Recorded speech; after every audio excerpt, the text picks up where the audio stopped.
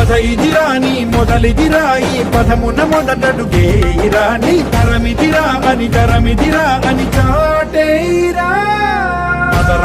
పదర నీ అడుగుకి పదును పెట్టి పదరా నీ అడవిని చదును చెయ్యి మరి వెతుకుతున్న సిరి దొరుకుతుంది కదరా.